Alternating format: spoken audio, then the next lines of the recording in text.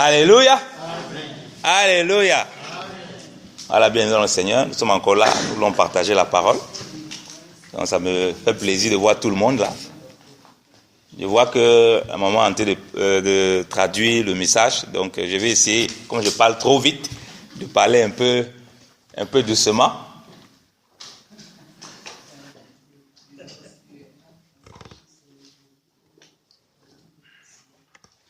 Donc, il faut que je prête attention aussi.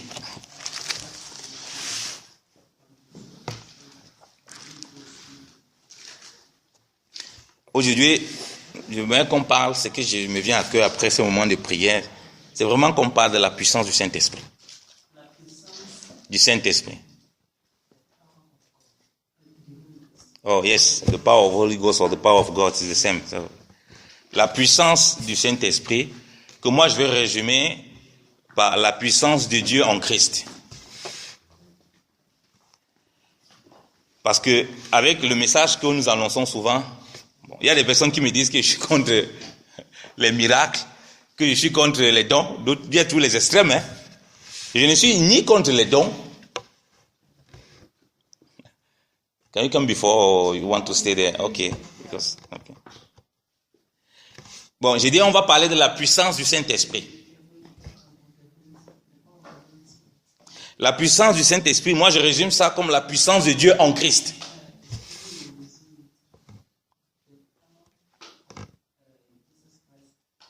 Power of God in Jesus Christ.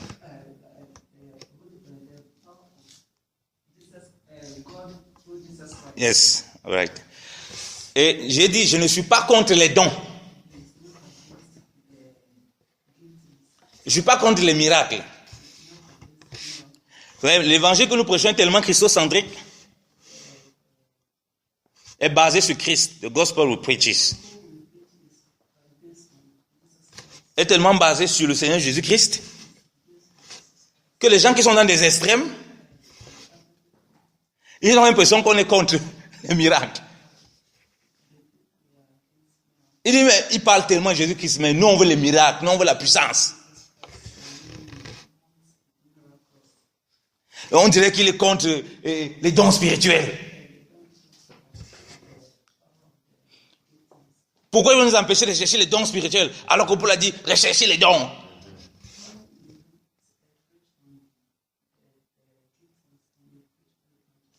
Et ça vient donc d'une mauvaise compréhension de vraiment l'œuvre de Christ.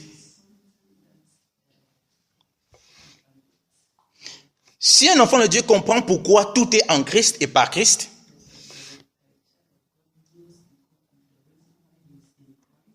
il comprendra la source de la puissance. Et il comprendra comment la puissance se manifeste. Mais s'il vient seulement autour du pot, il va beaucoup s'embrouiller. C'est pourquoi les gens s'enferment pendant le jour de la Pentecôte. Ils espèrent vivre la même chose que Pierre et les apôtres ont vécu ce jour.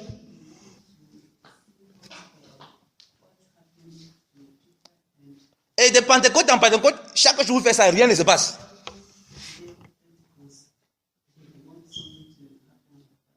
Donc il espère voir une puissance de Dieu de cette façon. Et il ne comprend donc pas comment le processus pour qu'on commence à voir cette manifestation de la puissance de Dieu a été posé. Et du coup, le chrétien vient comme ça, on le joue beaucoup dans l'émotion.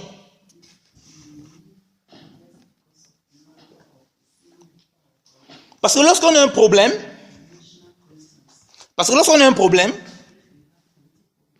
on veut une solution, c'est normal.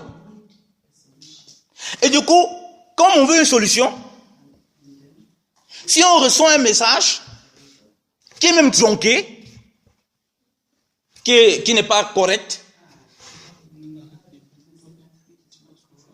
on prend du coup, on gobe ce message. Parce que ça correspond plus ou moins à une attente qu'on a.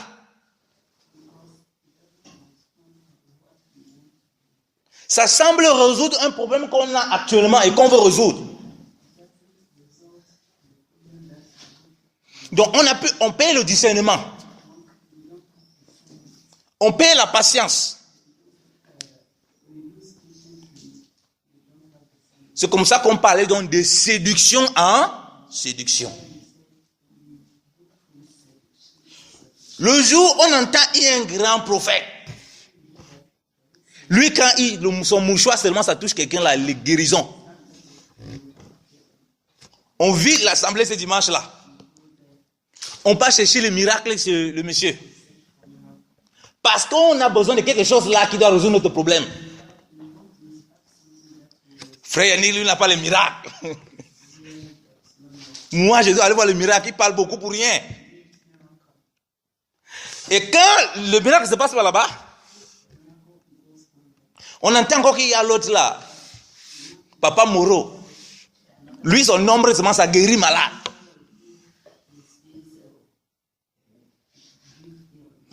On quitte encore l'assemblée. On court. Papa Moreau. Et du coup, on a fabriqué dans le milieu chrétien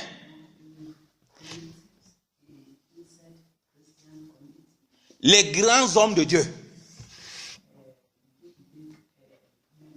Donc, ils ne sont pas hommes de Dieu. Hein? Ils sont grands hommes de Dieu. Donc, ils sont distingués des hommes de Dieu. Parce qu'ils ont la puissance. Donc, on les distingue avec la puissance. Et cette puissance est liée à la masse qui les entoure.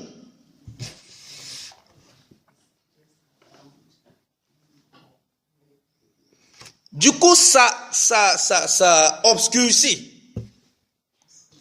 Je veux dire, du coup, disons que du coup, ça empêche le chrétien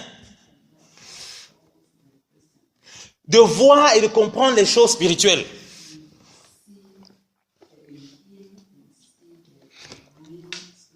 Il va identifier donc la puissance de Dieu,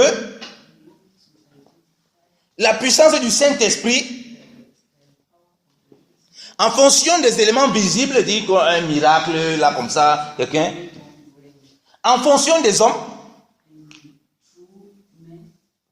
Et là, il y a un mélange de la séduction et des faux prophètes qui peut s'installer facilement. Et c'est là où il faut faire très attention. Parce que où le Seigneur nous a avertis concernant les faux prophètes, c'était par rapport à la puissance. Hein?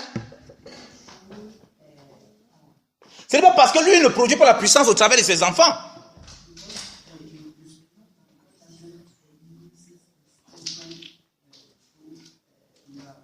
C'est parce qu'il sait que la puissance, quelque chose que l'homme désire. Tous les hommes, ils désirent ça. Et sachant qu'au milieu du peuple de Dieu, Dieu lui-même fait la puissance.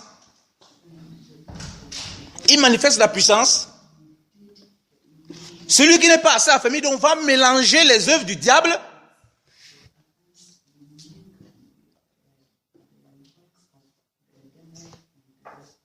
et les œuvres de Dieu. Parce qu'il n'a pas compris le fondement du Seigneur. Premier principe à comprendre maintenant. Que la puissance de Dieu se manifeste en Christ.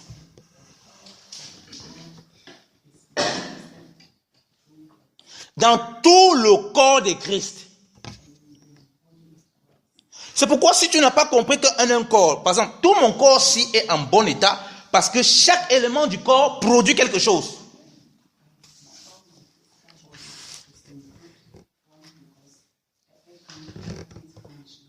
Donc, dans chaque élément du corps, il y a une manifestation de la puissance de Dieu. Mais qui n'est pas forcément la même chose partout. Mais qui n'est pas forcément la même chose partout. Mais si tu veux comparer la puissance du corps, si tu veux, je veux dire, si tu veux prendre que la seule puissance du corps, c'est celle de l'œil, si tu veux prendre, si tu dis que pour toi, la puissance de tout le corps, c'est seulement la puissance de l'œil, l'œil. Ah, ici.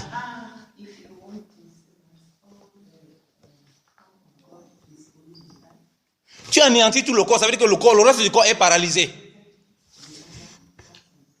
Tu ne peux ni marcher, tu ne peux ni manger, parce que tu as besoin de tes bras pour manger. Il faut que quelqu'un te donne à manger.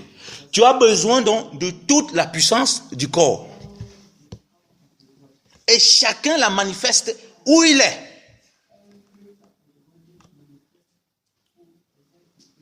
Et c'est cet embrasage de puissance qui fait en sorte que tout le corps respire parfaitement. Alors, maintenant, dans le milieu du chrétien, on leur fait tout simplement comprendre que celui qui est ici à l'épaule, là, c'est lui qui va manifester la puissance. Le reste, il ne peut pas manifester la puissance.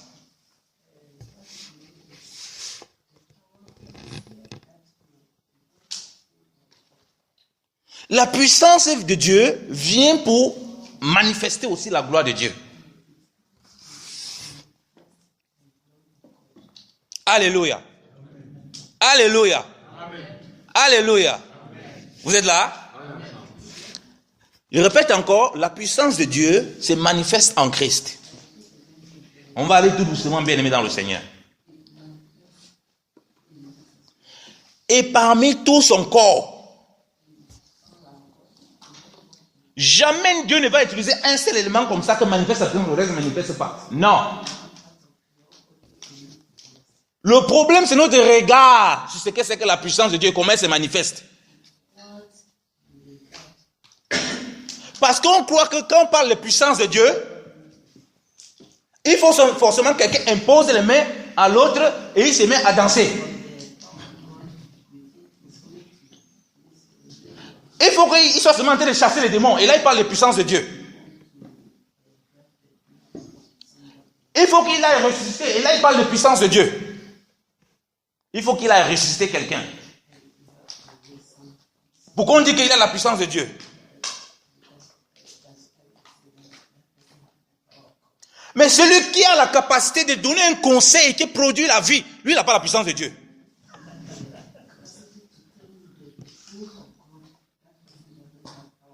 Vous voyez à quel point les gens ont réduit Dieu?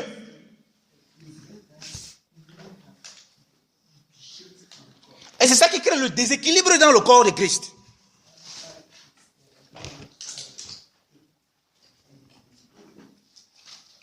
C'est-à-dire qu'il y a le déséquilibre dans le corps de Christ.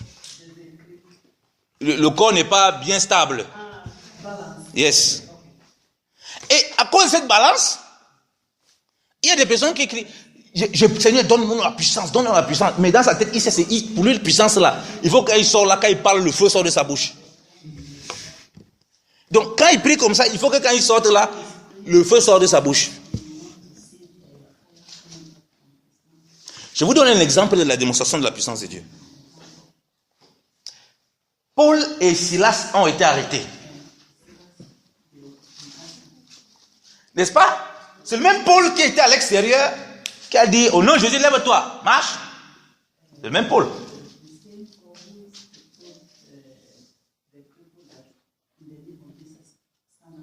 C'est le même Paul qui a dit à la femme qui avait l'esprit de Python, oh non, Jésus a l'esprit là, tu t'entends de sortir. C'est le même Paul qui a dit à la femme qui avait l'esprit de Python, l'esprit de serpent.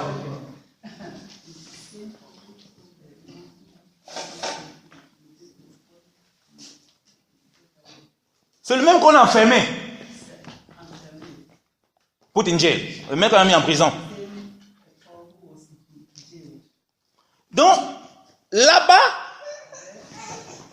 les gens voyaient l'homme comme... Voilà un homme qui, dehors là, il dit un mot comme ça, les démons sortent. Comment on peut l'arrêter? Mais où est la puissance que nous montre dehors là? Non seulement on l'a arrêté, on l'a fouetté. Non seulement on l'a arrêté, et puis on l'a fouetté. Où est la puissance de Dieu? On l'arrête, on le fouette comme un petit bandit alors que les mouchoirs guérissent les malades. Mais où est la puissance de Dieu là? Cet homme s'est-il vraiment appelé de Dieu? Quelle est cette puissance bizarre qui agit de temps en temps comme ça là? Pourquoi? Parce que l'homme a les yeux fixés sur le visible, le sensationnel, l'émotion. L'homme aime l'émotion.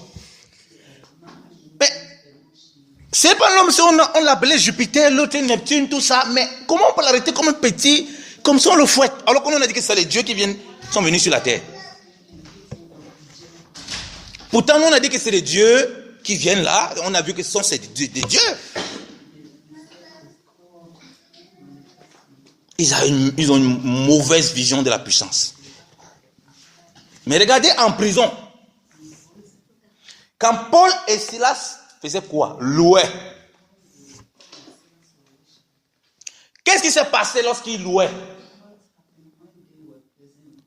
Les portes de la prison se sont ébranlées.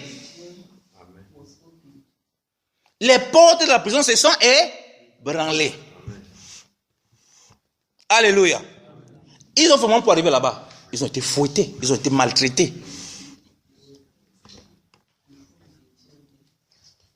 Donc si quelqu'un pour lui, il croit que louer Dieu, il n'y a pas la puissance derrière, il a un problème.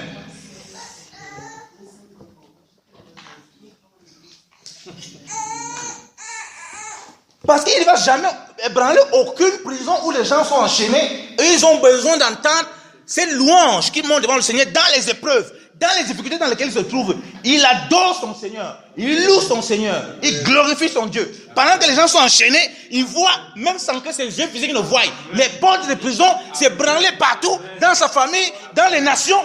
Il n'a pas les yeux physiques pour voir ça, mais c'est ce qui se passe spirituellement. Mais son pasteur lui a dit que non, la puissance c'est quand tu viens, tu imposes la main à quelqu'un, il tombe, il commence à rouler. Là tu as la puissance. Et c'est pourquoi les gens ne sont plus à leur place dans le corps de Christ. Quand tu es dans ta place, où Dieu veut que tu sois, là-bas où Dieu voulait que Paul soit, ce n'était pas un endroit où il fallait imposer les mains aux gens. Ce n'était pas un endroit où il fallait parler aux gens. C'était un endroit où il fallait demeurer dans la prière, la louange, glorifier Dieu. En réalité, tout ce que Paul faisait visiblement, physiquement là, voilà l'essence, voilà la source même. C'est qu'on soit des adorateurs en esprit et en vérité. Et c'est de là que découle la puissance.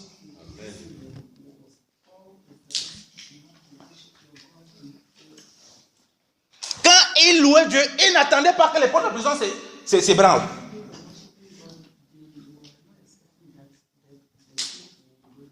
Il ne pouvait même pas savoir que le geôlier et toute sa famille devaient être convertis.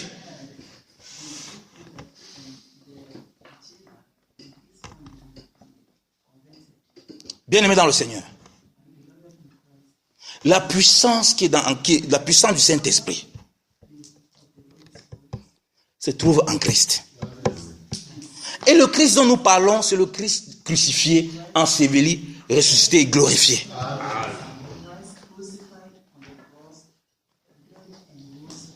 C'est dans l'évangile de la croix. Et l'évangile de la croix, là, c'est une vie. La puissance peut se dégager rien qu'avec un bonjour que tu dis à quelqu'un qu'il a besoin d'affection. Rien que cette parole que tu lui donnes déclenche la puissance de Dieu dans sa vie, il rencontre le Seigneur. Mais tu ne sais pas.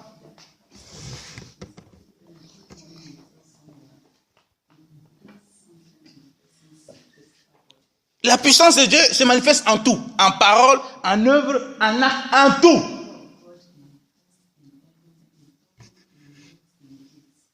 L'autre, Dieu peut lui faire grâce. C'est le miracle physiquement qu'il va faire. Mais toi, c'est dans le lieu secret.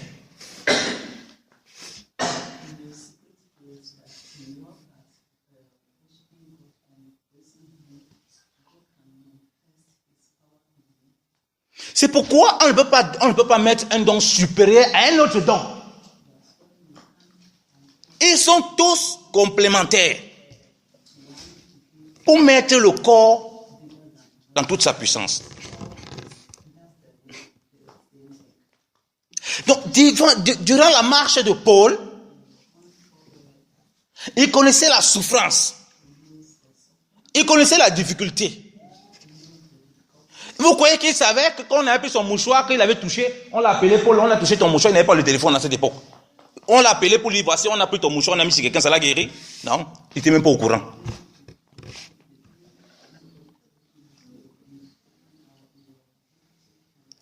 Tout ce qu'il savait, c'est qu'il devait demeurer en Christ et annoncer l'évangile comme il l'avait reçu. Alléluia. Étant donc dans le corps, Papa Moreau, s'il reste dans ce que Dieu lui a confié et qu'il demeure là, fait ce que le Seigneur lui demande, la puissance de Dieu se manifeste selon que Dieu a prévu pour lui. Alléluia.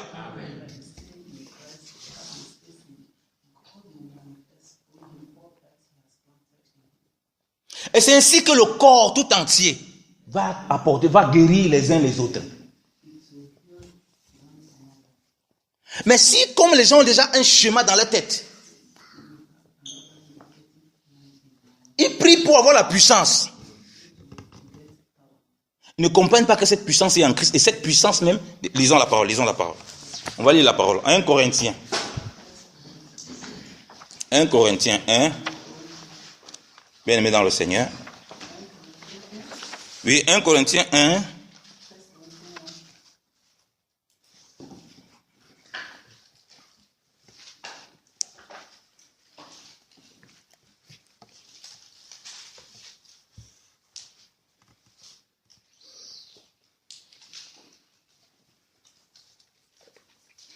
Je vais lire à partir du verset 18.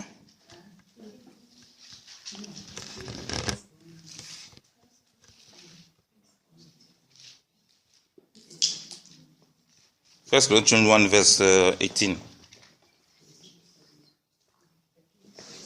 1 Corinthiens 1 à partir du verset 18. Lisons la parole. Paul dit, car la parole ou bien la prédication de la croix dans cette traduction, la parole de la croix est une folie à ceux qui périssent. Mais à nous qui obtenons le salut, elle est la vertu de Dieu ou bien elle est la puissance de Dieu. Alléluia. Il dit, la prédication de la croix est une folie. La parole de la croix est une folie. Tout ce que lui annonce, c'est la croix. Il dit là-dedans, elle est la vertu, elle est la puissance de Dieu. Donc il n'y a pas une puissance ailleurs. Il n'y a pas une puissance, mais aller chercher une puissance physique comme ça. Je n'aurai jamais. On est au verset 18. Je vais relire s'il vous plaît.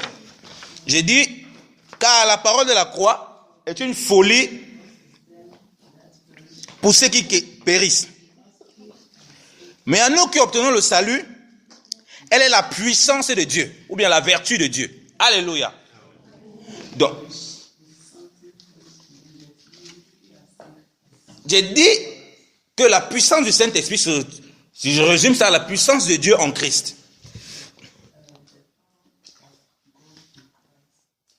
J'ai dit qu'il manifeste au travers de son corps.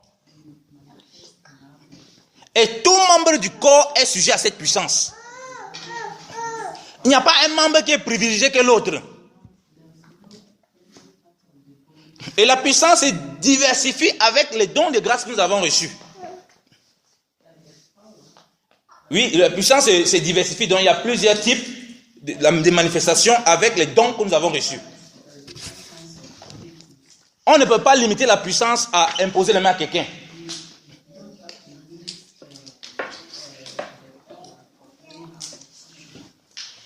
Un exemple encore précis. Pierre à la Pentecôte. Il était rempli du Saint-Esprit, non?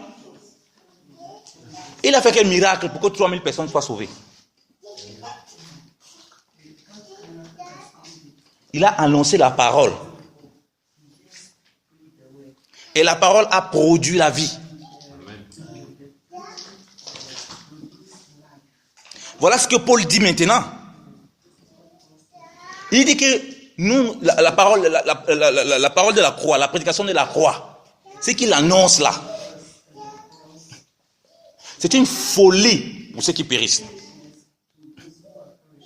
Mais ceux qui ont cru, ceux à qui sont décidés le salut, c'est la vertu de Dieu, la puissance de Dieu. Alléluia. Donc on voit que la puissance de Dieu est toujours liée à sa parole. Et qui se manifestait maintenant différemment. Ce problème, c'est que les gens ont laissé non seulement la parole et laissé la place, mais cherchent d'abord des effets visibles.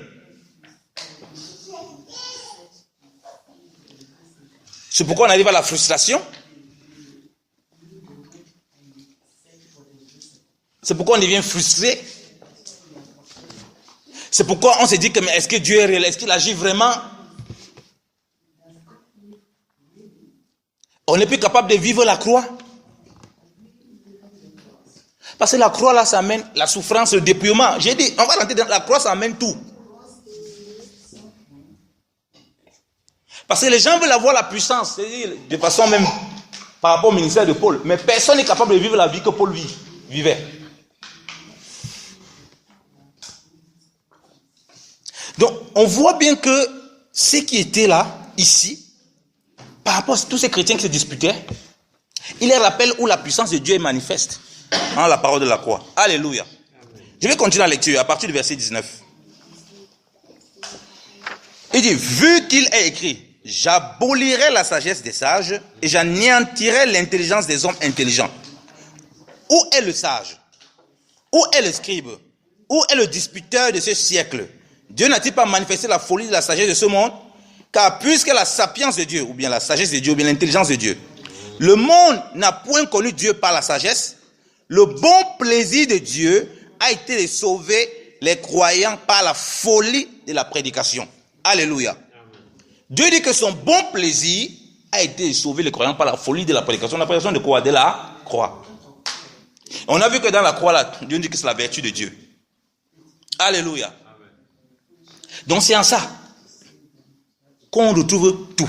Et c'est qui va le faire si ce n'est pas le corps de Christ? Vous comprenez pourquoi quand il parle de puissance de Dieu, il parle au travers du corps.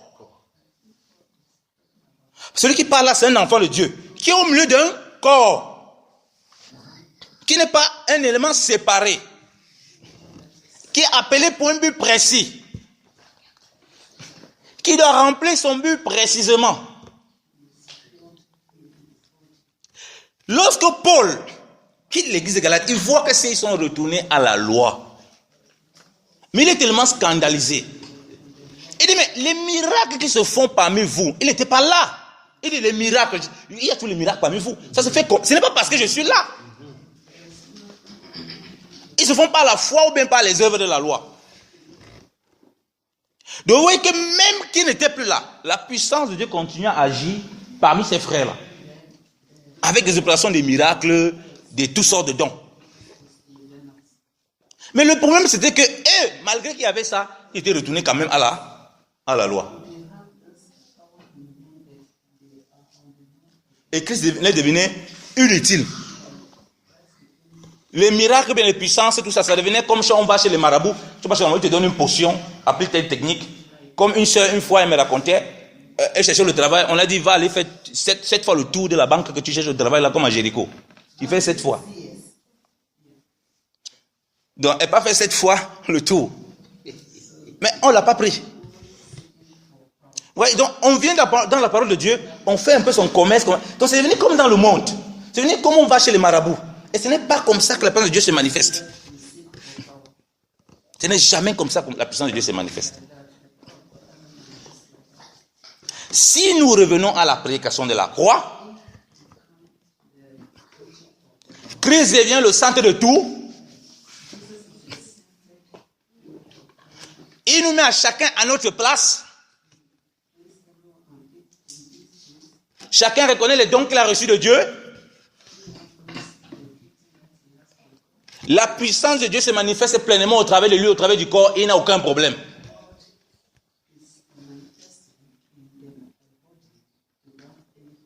Alléluia. Alléluia. Donc, inutile est venu lire, voici les signes qui accompagneront ceux qui ont cru. Le problème c'est, est-ce que tu as vraiment cru? Voici les signes qui accompagneront ceux qui ont cru. Et tu vas commencer à aller dehors alors que tu ne crois même pas.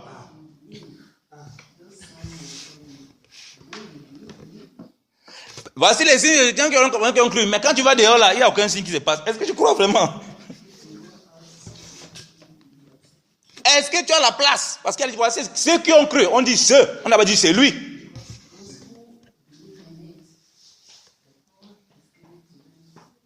On n'a pas dit c'est lui. Ce n'est pas une personne. Ceux, c'est une masse. Donc l'autre il aura la puissance de il va manifester la puissance de Dieu par la foi. Qui va aller quelque part, il va communiquer beaucoup la foi. L'autre, il va imposer les mains. L'autre aura la parole de connaissance.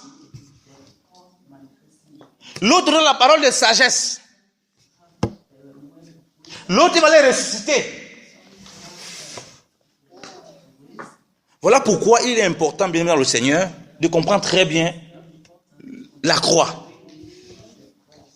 Et pourquoi c'est tellement fondamental de prêcher Christ matin, midi, soir.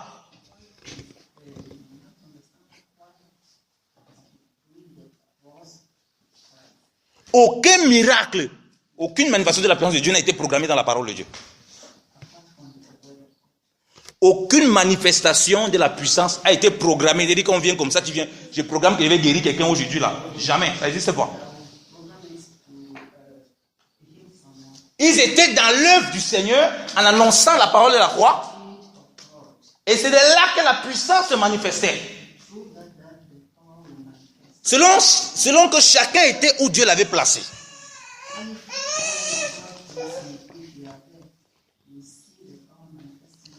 Mais aujourd'hui, c'est que l'Église veut faire l'inverse. Les gens veulent d'abord prier, chercher la puissance de Dieu avant de revenir à la parole. Mais il y a un problème. Ça entraîne que les séductions. C'est pourquoi tu vas voir quelqu'un qui dit qu'il a reçu le don, il doit manifester peut-être le don de prophétie. Là où tu avais la puissance de Dieu se manifeste. Il dit une fausse prophétie. Et les chrétiens continuent à le suivre comme un mouton. Ils continuent comme s'il devient de terre. Il t'aligne des fausses prophéties comme si c'était je ne sais pas quoi. Mais les gens continuent à le suivre. Parce que dans ces prophéties-là, il n'y a même pas Christ. Mais comme Christ n'est pas le centre, comme la prédication de la croix n'est pas le centre, il continue à suivre ses faux. Il continue à dire même ses frères qui continuent à enseigner des hérésies. Il continue à suivre les gens qui enseignent des faussetés. Parce qu'il n'y a plus le discernement nécessaire que la puissance. Quelqu'un soi-disant chasse les démons, mais il est dans l'égarement total. On voit qu'il entend tellement de conneries.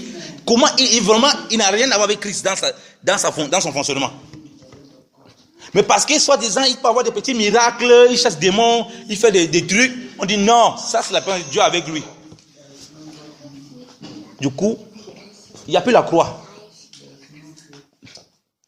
Donc, la puissance de Dieu, la puissance du Saint-Esprit, qui est la puissance de Dieu manifestée en Christ, quand nous, en tant que Dieu, on veut discerner, il faut déjà qu'on voit si la prédication de la croix au centre.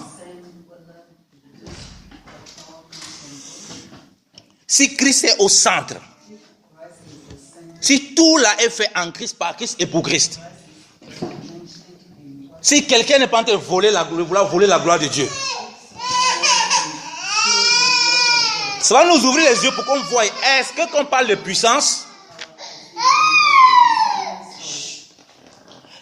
il nous limite quand on parle de puissance à chasser des démons sur les gens?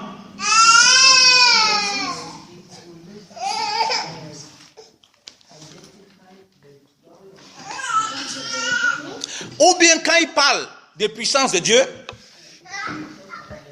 c'est seulement des œuvres que lui produit. Continuons à lire la parole.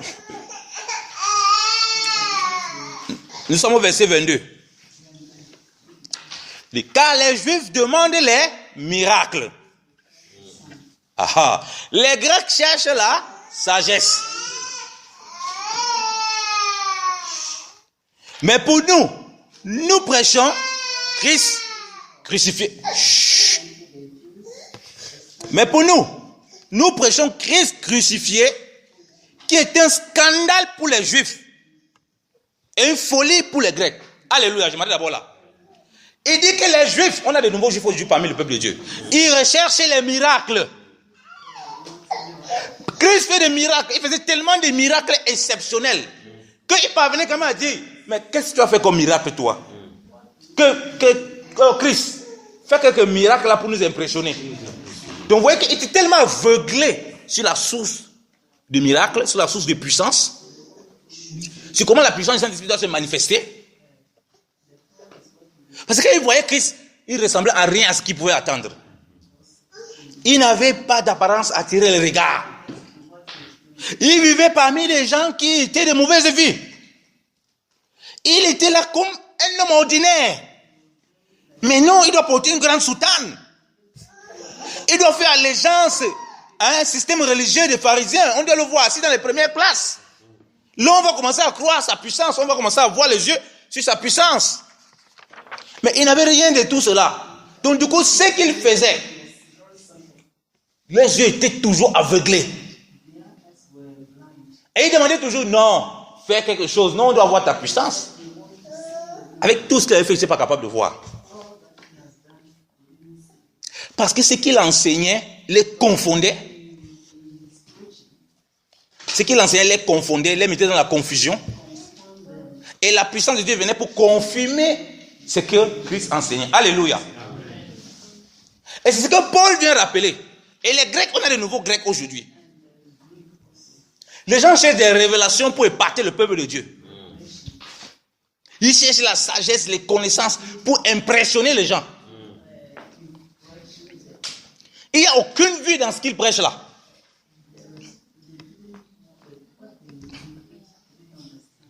Donc, on sort de là, c'est toujours l'émotion. Il n'y a aucune transformation. C'est juste la course à la connaissance. La parole de Dieu nous dit que la connaissance enfle. Oui. Tu fais devenir orgueilleux. Donc, quand la connaissance vient, comme ça là, on a des Grecs donc qui cherchent la sagesse. Ils veulent être sages, ils veulent connaître des choses. Et ils laissent la sagesse, la véritable sagesse qui est Christ. Alléluia. Christ crucifié.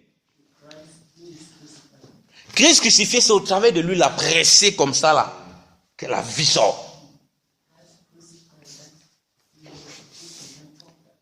Bien aimé, on nous dit qu'à la croix, il a exposé les dénominations en spectacle, non? Il a exposé ça comment? En mourant, en étant crucifié. Comment les gens veulent voir la puissance de Dieu? La puissance de Dieu a été manifestée à la croix, non? On dit qu'il a exposé les dominations comment? En étant crucifié. Or, l'évangile qui amène la crucifixion, on n'en veut pas. On veut la puissance qui ôte la crucifixion. Et non la puissance qui découle de la crucifixion.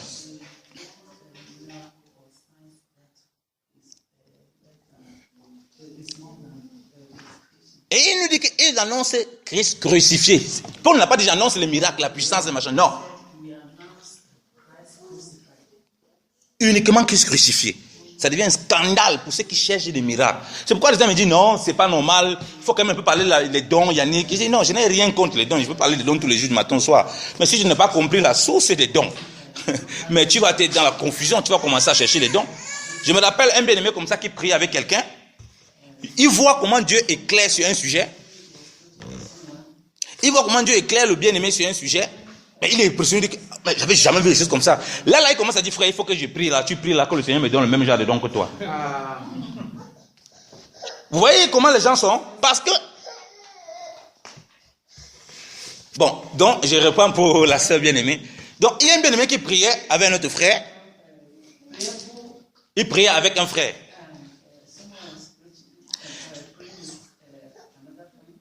Et l'autre frère lui a apporté un éclairage dans la parole.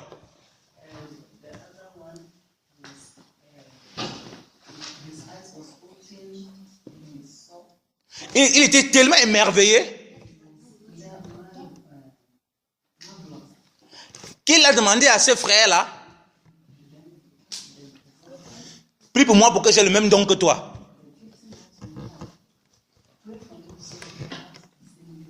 Donc voilà ce qui se passe. Parce qu'il est dans les périphériques autour. Il n'est pas dans la source de la puissance, qui est la croix. La crucifixion, là, tu restes à l'endroit où on t'a crucifié. Tu ne commences pas à dire que je vais quitter du poteau droit, je vais aller au poteau gauche, passer là-bas au poteau gauche, là, il y a bien le soleil. Tu rends grâce à Dieu de ce qu'il fait au travers de ses frères.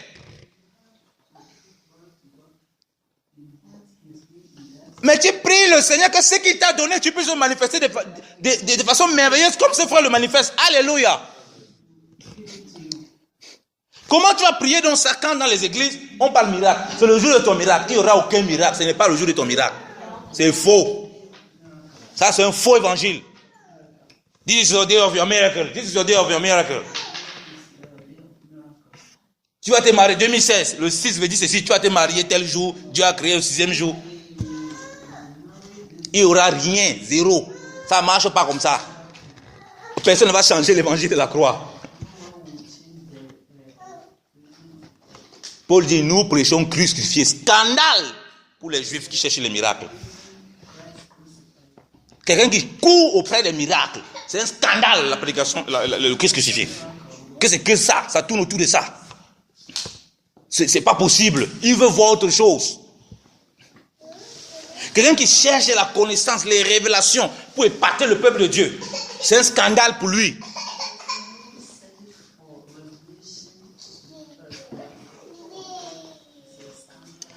C'est pourquoi vous avez des ministères à caractère pentecôtisant. Donc ils s'identifient à la Pentecôte.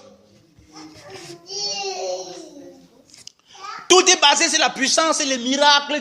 Quand il parle de puissance, c'est rien que les effets visibles que tu vois là. Tu as imposé les mains à quelqu'un. Tu as imposé les mains à quelqu'un comme ça au ventre. Il a vomi un escargot. Il a vomi grenouille. Tu as donné une histoire, une sorcellerie. Ça, c'est ça que les gens... Ils vont mettre ces genres de choses là devant. Donc, ils mettent la puissance et les miracles, tout ça devant. Rappelez-nous ce que j'ai dit. Jésus a dit, c'est les signes qui ont compris, ceux qui ont cru. Donc, la démonstration, toutes les manifestations là, il faut croire à quelque chose. Ça suit. Et Paul dit le Christ crucifié.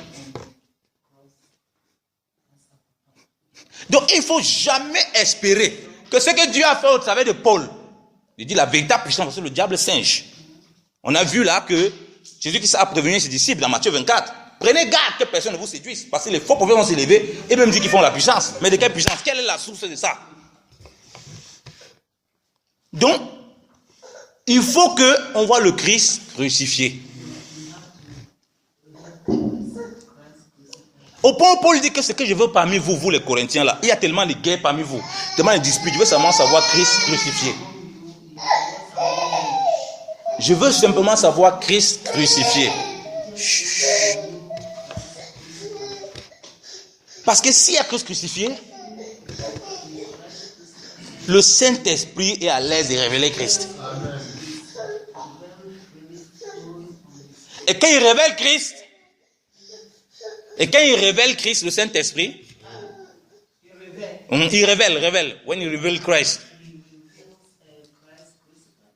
Quand il révèle Christ, il accompagne la puissance de Dieu. Alléluia. Il accompagne la manifestation des dons. Chacun où chacun se trouve. Alléluia. Parce qu'en réalité, Christ est la puissance de Dieu. Alléluia. Lisons les Écritures, lisons la parole. Il dit ceci. Je relis le verset 23. Mais pour nous prêchons Christ crucifié, qui est un scandale pour les Juifs et une folie pour les Grecs. À ceux qui sont appelés tant Juifs que Grecs, nous les prêchons Christ, la puissance de Dieu et la sagesse de Dieu. Alléluia. Alléluia. Donc, prêcher Christ crucifié, c'est prêcher Christ. Il dit, nous prêchons Christ. Tu peux prêcher Christ, s'il n'y a pas le Christ crucifié, là, tu ne peux pas encore prêcher Christ. Ça veut dire que tu as seulement pris Christ pour envelopper dans ce que tu fais. C'est un peu comme on se sert de la Bible pour faire du vol. C'est un peu comme les gens cherchent la Bible pour chercher des techniques pour commencer à enrichir. C'est C'est un peu comme vous voyez dans les nations, on se sert de la Bible pour établir des constitutions. Mais ils ne veulent pas croire, ils s'en foutent. Ils voient que dans la Bible, là, c'est un bon livre philosophique. On peut tirer beaucoup de conseils pour fabriquer des constitutions, pour régler des problèmes, mais nous, on s'en fout un peu de ça. On n'a pas besoin de croire ça. Donc, ce qui peut nous intéresser, on tire dedans.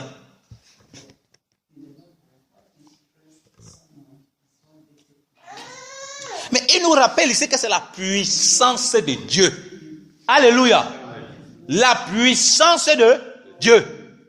Donc, si toi, on te prêche l'évangile, on ne t'a jamais dit que Christ est la puissance de Dieu, quel évangile on t'a prêché?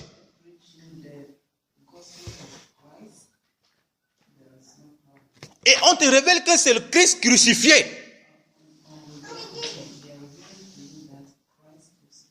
Et c'est ce Christ avec lequel tu appelles à faire une même plante. Donc tel qu'il a marché, tu vas aussi marcher comme ça. Donc pendant qu'on va te presser dans ton travail, tu seras plutôt en train de louer en louange pour la gloire du Seigneur. Et la puissance de Dieu va se manifester là-bas. Alléluia. Pendant que ton mari va te mépriser, tu seras en train de lui montrer l'amour, tu vas briser son orgueil. Alléluia. Voilà la puissance de Dieu. La croix. On veut une puissance sans croix. Ça, ce n'est pas la puissance de Dieu. Paul dit que je vais avant Jérusalem. Le Saint-Esprit m'annonce qu'il y aura les tribulations.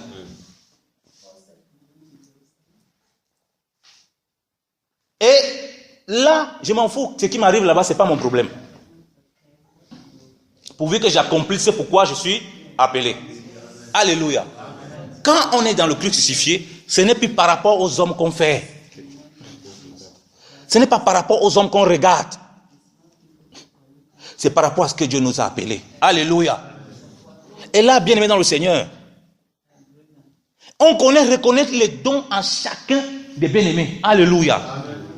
On connaît surtout manifester les fruits du Seigneur. Pour être patient dans l'épreuve. Pour être patient dans la difficulté. Afin de ne pas être emporté à tout vent des doctrines. Ce n'est pas parce que nous sommes contre la puissance, parce que nous savons que si quelqu'un ne nous enseigne pas Christ comme étant la puissance, il va nous égarer. Il va venir faire 2 tours de magie. Nos esprits seront maintenant sur sa magie. Tout le reste qu'il va faire au travers de la parole, le trafic qu'il va faire là, on ne va pas pouvoir voir. On sera tellement ébloui. Waouh! Ça, c'est un vrai homme de Dieu. On aura même peur de parler. Ah, attention, je peux parler là, je suis dans le blasphème contre le Saint-Esprit. Hein. Mais, bien aimé dans le Seigneur, ce matin, je vais nous rappeler encore que la puissance du Saint-Esprit se trouve en Christ. C'est la puissance de Dieu en Christ. Et c'est Christ lui-même qui est la puissance de Dieu. Et cette puissance, c'est la prédication de Christ crucifié. C'est Christ crucifié. C'est en lui, par lui et pour lui. Donc, la fausse statue de Christ que c'était enseigne. On cherche la statue de Christ, un moment on va arriver à un niveau où on atteint une certaine puissance, et là on va commencer à manifester la puissance. C'est une hérésie, ignoble. Paul n'a programmé aucun miracle. Pierre n'a programmé aucun miracle. La puissance de Dieu s'est manifestée dans toutes ses formes. À la Pentecôte, il s'est levé, rempli du Saint-Esprit. Il a donné une parole.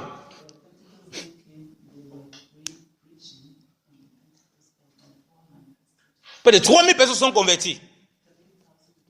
Dans Acte 4, on voit une autre manifestation. Acte 4, on voit une autre manifestation. A different manifestation. On voit une différente manifestation. Pourquoi? Parce que là-bas, il part d'abord, il guérit un homme. Est-ce qu'il avait programmé de guérir cet homme-là? Est-ce qu'il avait programmé de guérir cet homme bien aimé dans le Seigneur? Après ça, il va annoncer l'évangile. Il va les amener à la croix. Et les gens maintenant ayant cru à ce qu'il a dit,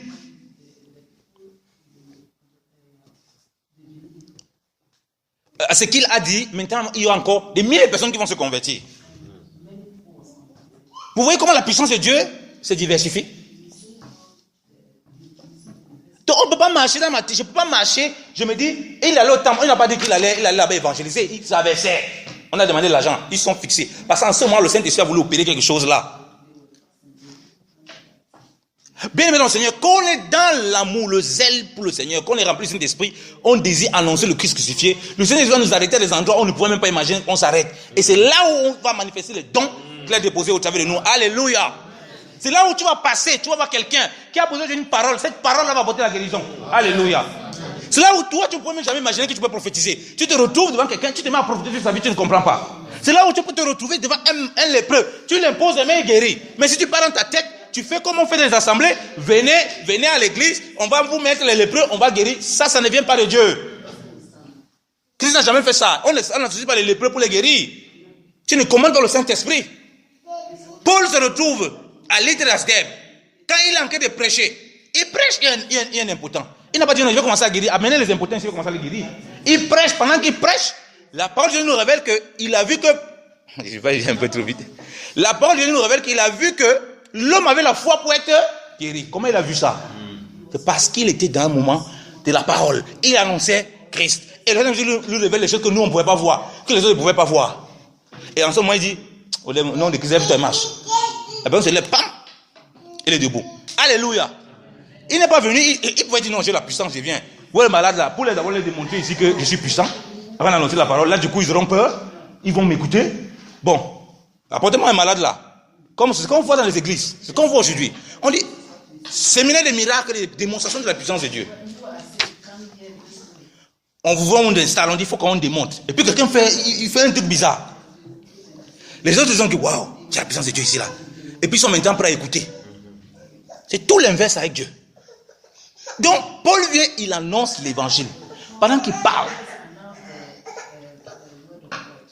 il y a un homme qui est là pour écouter l'évangile. Il est impotent depuis le ventre de sa mère. Donc il est boiteux. Il est paralysé. Il est dans l'incapacité. Mais il voit qu'il a la foi pour être guéri. Et il déclare une parole puissante du Seigneur. Il a imposé les mains? Non. Alléluia.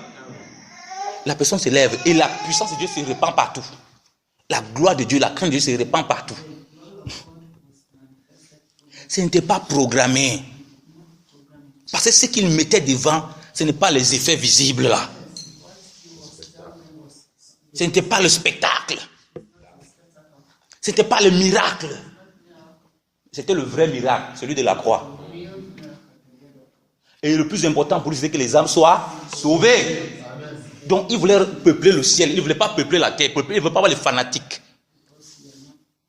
Tu entends un peu dire que non, vous allez voir alors, comme les gens doutent de la puissance de Dieu, je vais les démontrer. Oh Seigneur, démontre à ces gens que je suis ton serviteur. Tu ne peux pas reprendre les prières d'Élie, tu ne comprends pas ce que ça veut dire. Tu reprends ça devant les enfants de Dieu. Démontre que je suis un serviteur de Dieu. Ça, ce n'est pas Dieu. Ça, ce n'est pas Dieu, frère. Je suis ferme là-dessus. C'est la séduction. Quand Dieu vient, il ne fait pas du boucan comme ça. Christ part à Gethsemane. À Gethsemane. Pas à Gethsemane, autant pour moi, à Bethsaïda. Mais là-bas, il y avait beaucoup de malades, non? Pourquoi il prend seulement un malade là-bas? Vous voyez que Christ n'est pas un magicien, il n'est pas un faiseur de miracles. Il s'arrête. Tu vas guérir. Prends ton matin, lève-toi. Peut-être il y a d'autres malades. C'est pourquoi les chrétiens sont dans la frustration. Parce qu'ils veulent commander le Saint-Esprit. Donc le don même, on a l'occasion de parler du don, je vais entrer dans une question. Le don même marche avec la conduite du Saint-Esprit. J'ai mon don, maintenant tu utilises comme si c'était une bouteille d'eau que tu bois comme tu veux, quand tu veux. Ça ne se passe pas comme ça. J'ai mon don, je l'utilise comme je veux, comme la bouteille d'eau. Je bois ça quand je veux, je ferme quand je veux. Tu n'es pas ton maître. C'est pourquoi j'ai dit, si le crucifié est notre principal, Paul a dit, nous prêchons Christ crucifié. Nous. Donc nous tous nous sommes dans le nous là. Papa Moreau, le don que Dieu a déposé en toi vont se manifester d'une façon ou d'une autre. Parce que tu seras à la place, il va te mettre à la place où il faut que tu sois. Et même si tu ne vois pas physiquement, tu auras un impact que tu ne peux pas imaginer. Je prends un exemple. Nous avons notre site là, le site où nous mettons les enseignements et tout et tout. Alors, dans le truc de Google Analytics, donc pour voir les visiteurs et tout et tout, le frère Victor et moi, une fois, on était dépassés. Bon, nous, on a seulement fait un truc, on a mis sur Internet, on a mis un site. Les gens sont même au Brésil, ils écoutent. Comment il fait pour écouter ça au Brésil? Ils ne parlent pas français. Donc, vous voyez que si moi, il veut raisonner avec mon intelligence, quand je mets un truc en français, je me dis non, je ne peux pas mettre ça dans un endroit où on parle chinois. Non, ils vont entendre ça comment ils parlent chinois. Je limite la puissance du Saint-Esprit. Parce que je marche avec les armes charnelles, visuelles. Je marche avec le visible. On est dépassés. Ils sont parmi ceux qui visitent le plus. Je dis, mais attends, mais il y a quelque chose qui ne va pas. On parle maintenant le français. Dieu seul sait comment les choses se passent là-bas. Tout ce que nous avons fait, c'est d'être où il faut que nous soyons. Même si notre intelligence nous parle quoi que ce soit. Et c'est là où on va voir la puissance de Dieu dans toutes ses vertus. Que personne ici ne croit que Dieu ne peut pas l'utiliser pour opérer un miracle, une guérison. C'est impossible. Que personne ne croit ça. En se mettant au service du Seigneur, non seulement il va nous utiliser dans le don qu'il nous a principalement donné, mais il peut manifester toute autre chose au travers de nous.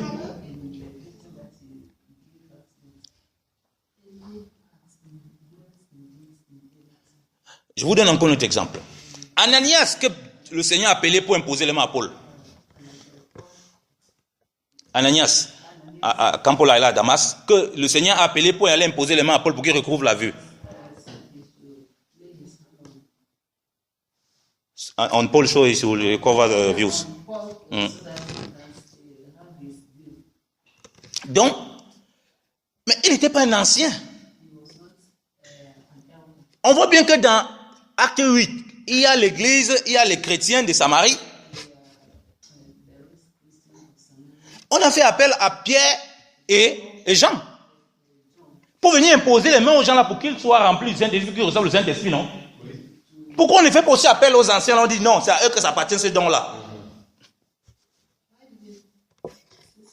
Pourquoi on n'a pas aussi fait appel? Allez appeler les anciens là, ils viennent ici, ils vont venir imposer les mains à Paul là. Peut-être même ça peut arriver qu'Ananias n'a jamais fait ça à quelqu'un. Mais c'est lui que Dieu utilise. Alléluia. Pour manifester la puissance de Dieu sur Paul. Donc il impose, c'est lui qui a imposé les mains à Paul. Et la parole dit que comme les écailles vont tomber des yeux de Paul. C'est au travers d'Ananias. C'est quelqu'un qu'on ne connaissait même pas. Si on n'avait pas écrit le nom, on ne devait jamais savoir. Qu'on n'a jamais vu là que son ombre guérissait comme Pierre et tout ça. Mais voilà comment Dieu l'utilise. Il est à l'endroit où Dieu veut. Il est dans un moment de prière. Il est peut-être dans un moment d'adoration. De toute façon, il est à l'écoute du Seigneur pour lui obéir.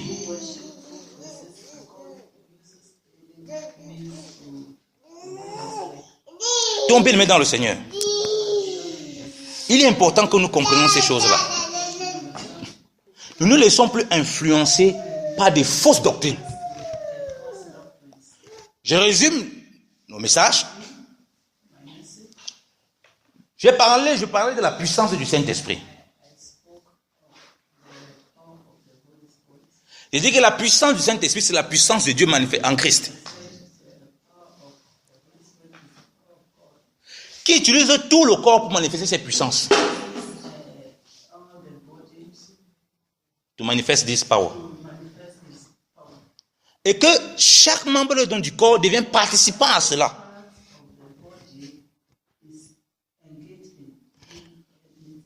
Et chacun avec le don que Dieu lui a donné. Et donc, il ne faut pas faire une fixation sur certains dons. Et appeler ça la puissance de Dieu. Je suis allé plus en profondeur pour nous montrer que la puissance de Dieu, c'est Christ lui-même. Et on voit que Paul disait qu'il prêchait le Christ crucifié. Donc si nous désirons vivre dans cette communion fraternelle, c'est Christ crucifié, Dieu va nous utiliser les uns les autres comme un corps, comme notre corps en santé produit de la puissance. On va le produire non seulement parmi nous et aussi dehors. Et aussi dehors, dans le monde. Et l'avantage que ça a de comprendre ça, on sera vigilant pour ne pas tomber dans la séduction des faux prophètes. Parce qu'eux aussi vont manifester les puissances. Quelle est la source de leur puissance? Je vais laisser la parole là. On aura l'occasion de parler de ça et de continuer une prochaine fois. Que le Seigneur vous bénisse abondamment. Nous allons prier. Je vous invite à prier un peu, s'il vous plaît. On va prier un peu. Nous allons prier pour demander au Seigneur que nous devons apprendre à reconnaître la place que nous avons dans son corps. Que nous ne devons pas convoiter les miracles ou bien les puissances qu'on monte devant pour nous faire croire que c'est la puissance. Mais nous devons comprendre que nous sommes participants avec Christ. C'est-à-dire qu'il y a un élément de la puissance qui est manifesté au travers du corps dont nous sommes aussi ces instruments-là. Prions bien le Seigneur.